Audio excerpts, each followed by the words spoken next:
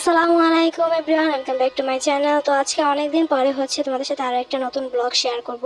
তো সকাল সকাল উঠে যাওয়ার পরে আমি আমার গ্রাফিক্সের যে ডিজাইনগুলো শিখছিলাম ওগুলো জাস্ট একটু প্র্যাকটিস করতেছিলাম। দেন আমার ব্রেকফাস্ট সাথে ছিল।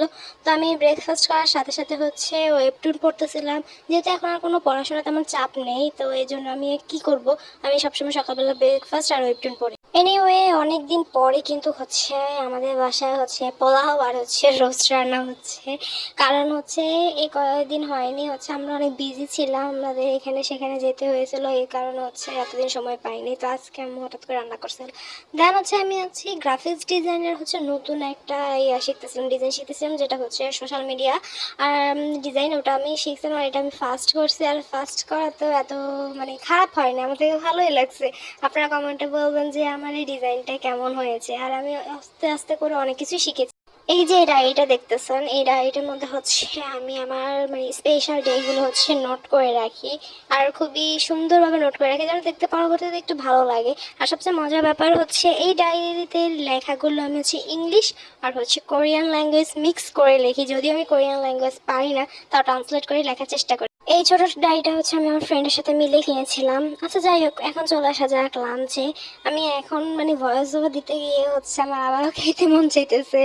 আমার কেন জানি না, ভাত তারপরে মাংস তরকারি থেকে এগুলো খেতে বেশি মজা লাগে। যাই হোক, এই যে দেখুন, আমাদের অনেক দিন পরে এত সুন্দর আকাশ দেখছিলাম। যাই হোক, আমাদের এখন একটু বের হতে হবে, কারণ আমার ভর্তির জন্য কিছু কাগজপত্র আছে যেগুলো ফটোকপি করা লাগবে। দ্যাটস ওয়াই আমরা ফটোকপি করার জন্য এখন বাইরে চলে যাব।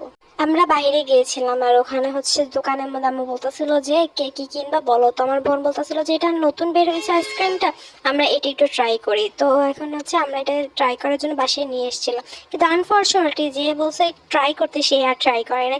আমি আর মাম্মা ট্রাই করছিলাম। খেতে এতটাও ভালো ছিল না, আবার খারাপও ছিল না। বাট এটা বক্সটা খুবই লস, কারণ যেহেতু এতক্ষণ ফ্রিজে ছিল, তো একটু চাপ দিয়ে ভাঙার কারণে বক্সের এক সাইড ফেটে গেছে, যার কারণে আমাদের আইসক্রিমটা খেতে পরবর্তীতে অনেক অসুবিধা হয়েছে। আর এই আইসক্রিমটার দাম ছিল 150 টাকা, যা খুবই লস। এখানে আমরা ফ্রেন্ডরা যে অর্ডার করছিলাম খাবারগুলো, ওগুলোর বিল দেওয়ার জন্য আমরা এখানে হিসাব করতেছিলাম। আর অনেকদিন পরে আমরা বাহিরে দেখা করতে গেছিলাম, দ্যাটস ওয়াই আমাদের এত ঝামেলা। যাই হোক, আজকে সন্ধ্যাবেলার স্ন্যাক্সে ছিল দই। আর এই দইটা আমরা যখন বাইরে কিনেছিলাম তখনই কিনেছিলাম। আর দইটা খেতে অনেক মজা ছিল। আমি ভাবছিলাম ভালো লাগবে না, বাট লেগেছে। এখানে আমার বোন ম্যাথ ক্লাস করার পরে ওর হোমওয়ার্কগুলো করতেছিল, আর ও অনলাইনে ক্লাসগুলো করে।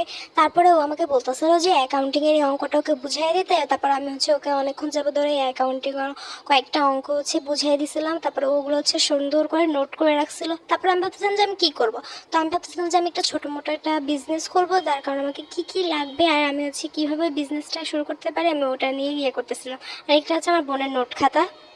এখন সুন্দর এই চাঁদ দেখিয়ে তোমাদের থেকে বিদায় নিয়ে নিচ্ছি। তো আজকের ভিডিওটা এই পর্যন্ত। আই হোপ তোমরা সবাই এটা পছন্দ করবে। যাই হোক, যদি পছন্দ করে থাকো তাহলে অবশ্যই লাইক, কমেন্ট, শেয়ার আর সাবস্ক্রাইব তো করতে ভুলবে না। Please guys, subscribe to my channel. আল্লাহ হাফেজ।